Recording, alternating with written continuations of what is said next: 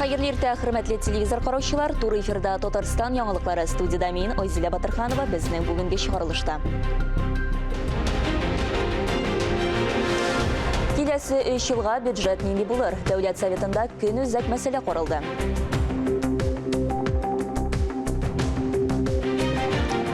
Tatar matbuoti nelar yozsa, vaqtli bosmalarga kuzatuv.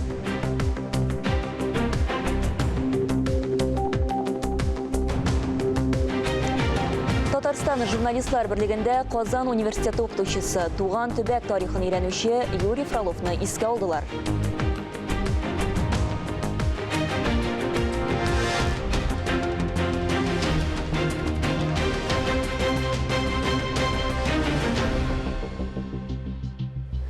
Tatarstanның көп функциялы үзәкләре вакцинация яки кичерелгән авыру турында QR-кодлы 62 меңнән артык сертификат биргән. Әлеге сертификатлар яңа хезмәт эшли башлаганнан алып 13 көн эчендә бирелгән. Бастырып чыгарылган сертификатны Россия Федерациясе дәүләт хезмәтләре порталында теркәлмичә алу өчен паспорт һәм СНИЛС күрсәтергә кирәк. Шул ук вакытта көп функциялы үзәктә паспортны алыштырырга биргән очракта шәхесне раслый торган вакытлыча таныклыкны булган кешегә QR-кодны бастырып бирәләр. Ләкин көп функциялы үзәк өчен махсус эшләнгән эзләү сервисы кирәкле белешмәне таба алсын өчен паспорт реквизитларын тапшырырга кирәк. Хәзер парламент хәбәрләренә күчәбез. Алар белән сезне минем коллегам Олия Галиуллина таныштырыр.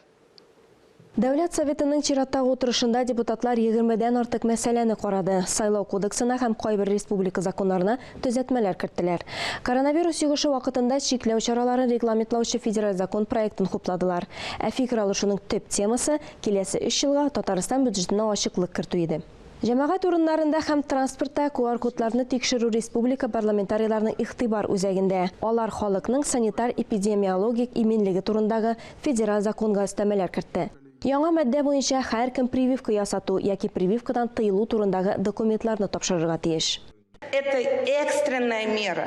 Говорят, надо было провести еще какие-то работы. Какие? Мы уже маски говорили носить, перчатки носить, локдаун объявляли, прививки и так, и тут, и на предприятия выходили. Но не дало это результаты.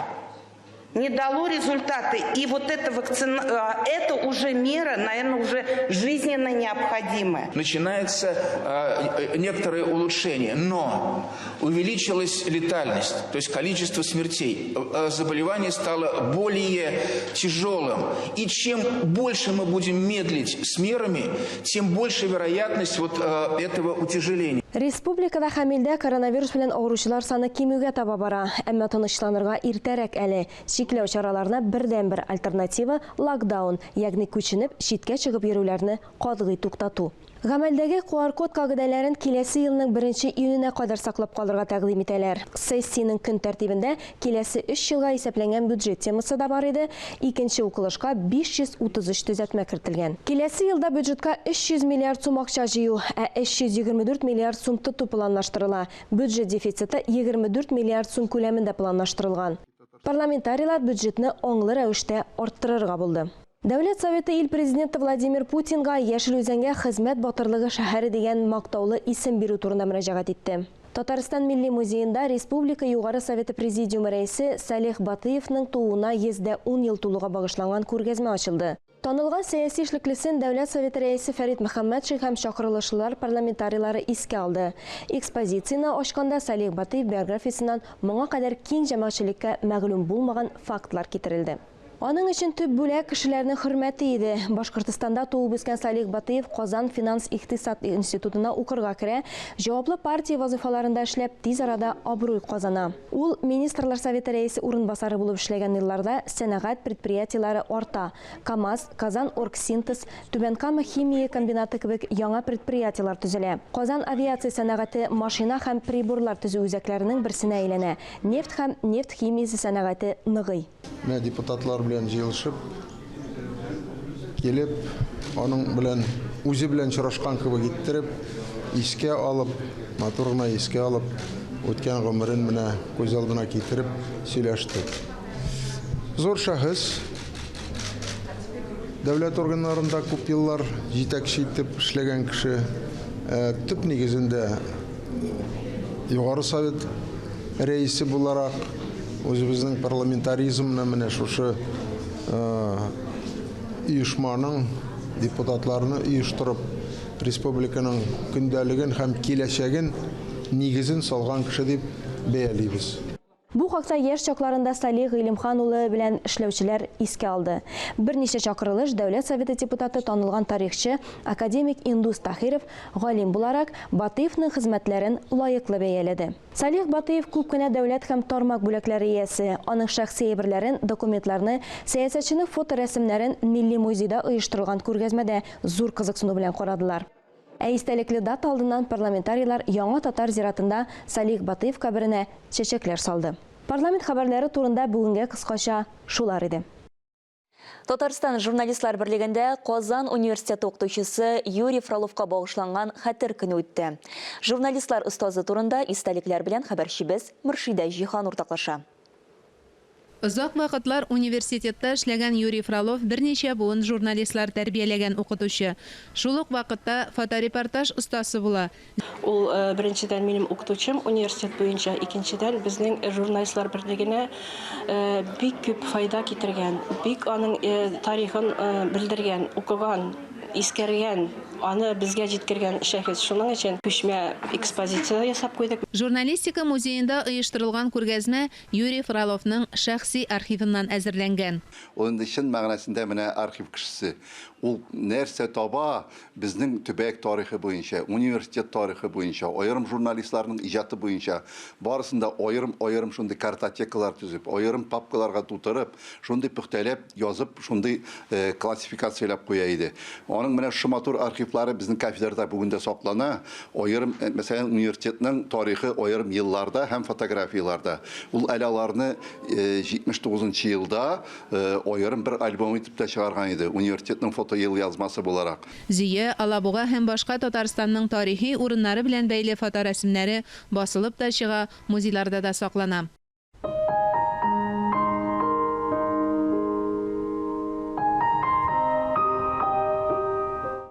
Әти бик якты, нурлы кеше иде, ләкин бик таләпчән иде дип искә ала балалары. Он был очень требовательный. Әти бик таләпчән кеше иде. Беренче чиратта үзенә, безгә карата, шуңа күрә миндә үз тәнкыйть тә көчле. Гел камиллеккә омтылырга тырыша идем. Әти мактар дип өмет иткән чакларда булды, ә ул киресенчә тәнкыйтьле иде. Әти мәктәбен үтү мине иҗадыйлыкка өйрәтте. Все творческое во мне это от папы. Он был человек творческий, действительно полностью погруженный в профессию, полностью погруженный в журналистику, неиссякаемой энергии, которая в том числе, наверное, и в какой-то степени отразилась на нас. Биредә аның шәхси һәм иҗтимагый тормышын чагылдырган 100дән артык экспонат куелган. Күргәзмә 28 декабрьгә кадәр эшли. Мөршидә Җихан, Ирек Хәмидуллин, Татарстан яңалыклары. Татар матбугаты аеруча нинди темаларны яктырта? Атналык күзәтү белән сезне журналист Миңназым Сәфәров таныштыра. Хәерле көн, мөхтәрәм телевизор караучылар. Татар матбугатындагы истә кала торган язмалар белән таныштыруыбызны дәвам итәбез. Казандагы QR кодлы тормышның матавыкларын кабул итеп ятканда, халыкка элеккеге килү тормышыбызны искә төшергән бәйрәм ярдәмгә килде. Ул халыкара әниләр көне. Бәйрәмнәрнең күпкә китүе төрле мәзәкләр тууга сәбәпче булса да, дөньядагы иң газиз, иң изге кешеләр, әниләр турында тагын бер кат исебезгә төшерү, аларның бийеклеген аңларга тырышу начар гамәл димәс идем. Шуңа да 28 ноябрь көнне барлык социаль челтәрләр генә түгел, гадәти масса күләм мәгълүмат чаралары да әниләрне искә төшерде. Әнә Шәһри Казан газетасы да әниең гел сиңа дуала дип укучыларның күңелен йомшартырга уйлаган. Бәйрәмне гомуми сүзләр белән тасвирлаганнан соң газета журналисты 40 яшьтән соң әни булган кешеләр турында тәфсилле язма бастырган. Шуларның берсе заманында Яңа гасыр телеканалында алып баручы булып эшләгән Гөлүсә Исмәгыйлова. Баласыз гына яшәүне хуп күрүчеләр яки бер бала белән нишләргә белми аптырап йөрүчеләр янәшәсендә 40 яшьтән узгач 2нче яки 4нче бала табучылар бүген чыннан да гайри табигый, кыю, батыр йөрәкле булып күренә шул инде.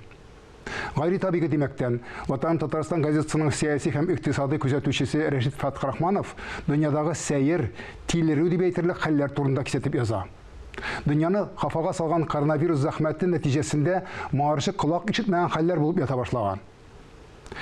Түркияның зур шәһәрләрендәге, АКШның Чикаго қаласындағы масштаблы фетнәләрне, Европаның Брюссель, Гаага, Амстердам һәм башка қалаларындағы халық кытырнуларын автор 1917 елның октябрендәге революцион хәлләрне хәтерләтә дип яза.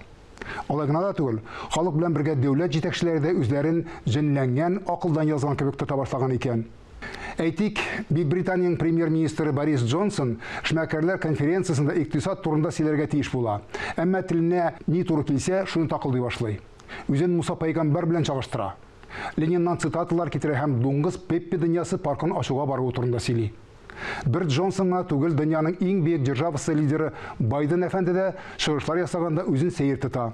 Үткән назаганда гына ул үзенең бер чыгышын цитатаның ахыры дигән сүзләр белән тәмамлады. Башка лидерларда да бар андый сәерлекләр. Без аларның чыгышлары турында язганда аек акылга сыймый торган урыннарын төшереп кенә калдырабыз. Күрмәмешкә салышабыз дип яза автор. Аллага тапшырдык. Тилерү вирусы йогышлыгына була күрмәсен дип телик. Ләкин дөньяда тилерү, саташулардан башка күңелле хәбәрләр, яхшы кешеләр турындагы язмалар да җитәрлек шөкер. Шундыйларның берсе бүген Татарстаннан читтә яшәп, казанышлары белән дөнья фәнендә исем ат казанган күренекле татар галиме. Әле күптән түгел генә Россия Нобелен, глобаль энергия премиясын алган Россия фәннәр академиясының хакыйкый әгъзасы, академик, химия фәннәре докторы Зинфер Ришат улы Исмәгыйлев турында бик тә мәгълүматлы язма бастырган Казанлыклар журналы. Менә безгә кемнәрне зурларга, кемнәрдән үрнәк алырга кирәк. Югыйсә, бу булгавыр дөньяда кыйбларны югалтуы да бик мөмкин. Үтеп китәчәк тормыш сынауларыннан соң да кешелегебезне саклап каласак иде. Кыска вакытта тәнәфестән соң Рәшит Вахапов исемендәге Татар мәдәнияте фонды тарафыннан үткәрелүче яңа татар җыры конкурсының быелгысы турында фонд җитәкчесе, Татарстанның һәм Россиянең от казанган мәдәният хезмәткәре Рифат Фәттахов белән әңгәмә тәкъдим итәрбез. Бездән аерылмагыз.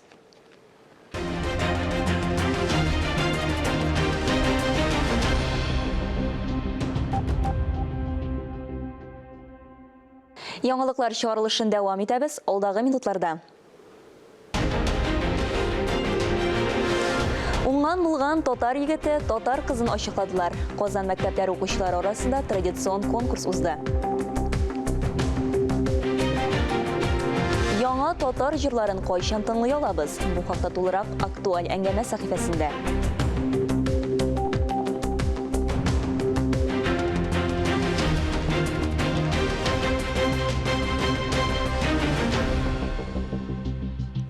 Программабызны актуаль әңгәмә сәхифәсе белән дәвам иттерәбез. Кунагыбыз Рәшит Вахапов исемендәге Татар мәдәнияте фонды җитәкчесе, Татарстанның һәм Россиянең от казанган мәдәният хезмәткәре Рифат Фәттахов. Хәерле көн, мөхтәрәм телевизор караучылар. Безнең татар җырсыз моңсыз яши алмый. Дөрес, сәхнәгә чыгып җырлаучылар күпкә китә башлагач, аның асылына, сыйфатына да зыян килә дибез. Яңа җыр дигән сүз дә безне сагайтырга өйрәтте. Әмма татар моңын нигез итеп алган яңа татар җырының офыгы киң булуын раслаучы бәйгеләр бездә бар шөкер. Шундыйларның берсе Рәшит Вахапов исемендәге Татар мәдәнияте фонды тарафыннан үткәрелүче яңа татар җыры конкурсы. Без бүген шушы конкурсның быелгысы турында фонд җитәкчесе, Татарстанның һәм Россиянең от казанган мәдәният хезмәткәре Рифат әфәнде Фәттахов белән сөйләшергә булдык. Хәерле көн, Рифат әфәнде. Хәерле көн. Быел нәрсә дип шаккатырга җыенасыз? Быел конкурска килгән җырларның саны азрак узган ел белән караганда. Узган ел 347 килсә, быел 240 килде. Әмма быелгыларның сыйфаты югарырак. Сан сыйфатка әйләнеп бара. Сан сыйфатка әйләнеп бара, әйе. Димәк, безнең инде катнашучылар да бу конкурсның таләпләрен аңлый башладылар. Быел халык күңеленә кирерлек җырларыбыз күбрәк булыр дип ышанам. Инде безнең беренче тапкыр үтте конкурсның ярым финал билгеле катнашучылар. Менә шушы көннәрдә, 1 декабрьдә финалда катнашучылар билгеле була. Һәм инде Алла бирсә узакламаяннары без 14-15 декабрь көннәрендә конкурсның финалын үткәреп, аны яңа җырларны тыңлап, җиңүчеләрне билгеләячәкбез. Һәм Алла бирсә, инде Ходай насыйп итсә, киләсе елның март айларында өр-яңа татар җырларын тыңлап хозурланырга насыйп булыр дип өметләнәм. Менә бу коронавирус зәхмәте зыян салмасмы сезнең планнарга? Тагын чигерелмәсме, кичектерелмәсме? Инде әлбәттә бу зәхмәт безнең бөтенчебезгә үзенең тәэсирен ясый инде, ясамый түгел. Менә шуңа күрә дә без 14-15 декабрьдә финал тыңлауларын да 2 форматта үткәрәбез. Офлайн форматта турыдан-туры килеп җырлыйлар безнең башкаручыларыбыз, жюри каршына басып. Әмма ләкин кайбер кешеләрнең бит әле менә бу авыру белән бәйле кайбер чикләүләр бар. Кемнәрдә дә QR кодлар да юк. Әмма ләкин шуңа карап кына без иҗади процессны туктатырга тиеш түгел. Шуңа күрә без быел 2 формат сайдыбыз финалга. Офлайн режим һәм онлайн режимда да катнаша алалар.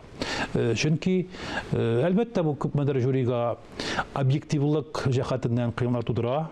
Теге язманы тыңлау бер әйбер, турыдан-туры тауыш икенче әйбер. Әмма ләкин кабатлап әйтәм, безгә бу чорда әлеге шир белән көрәшергә, әлеге ширгә бирешмәскә һәм шуның бирешмәүнең бер юлы иҗади проектларыбызны туктатмау кирәк. Әлбәттә, саклану чараларын истә тотып. Иҗади проектларның тагын берсе халык җәүһәрләре дигәнен күрдек без менә. Бу проектыгыз сезнең үз эшчәннәрне профессионаллардан айыру өчен эшләнәме, әллә ул махсус проектмы? Ул әлбәттә махсус проект, яңа проект, чөнки biz bilәбез инде безнең халык арасында, авылларда, шәһәрләрдә, башка төбәкләрдә бик көчле табигать тарафыннан куелган көчле тавышлар бар. Әмма алар ниндидер сәбәпләр аркасында зур сәхнәгә чыга алмый калганнар. Алар безнең бик күп сәхнәгә омтылган бик күп яшьләргә үрнәк итеп куярга була. Менә шуңа күрә безнең күптәнге хыялыбыз инде аларны бер зур сәхнәгә җыю, аларны зур сәхнәгә күтәрү. Менә без хәзер бу эшне алып барабыз интернет челтәрләрдә һәм күренә халык тарафыннан да бик зур кызыксыну. Инде без Ходай насип итсә шулай ук киләсе елның март аенда Казанда аларның зур бер концертын үткәрергә уйлыйбыз. Һәм максатыбыз әлбәттә киләчәктә менә бу шул халык җәүһәрләре дигән проект олы бер фестиваль дәрәҗәсенә күтәрелер дигән өметебез бар. Бу Татарстанда яшәүчеләр өчен түгел. Татарлар яшәгән төбәкләрдә. Әлбәттә, мәсәлән, менә минем якташым Шамил Мустафин дигән уникаль җырчы егет. Ул һичшиксез сәхнәгә, профессиональ сәхнәгә чыккан булса, бүген иң көчле татар җырчыларының берсе була иде. Әмма ләкин ничәсен, теге тарихта шартлы фигыль юк.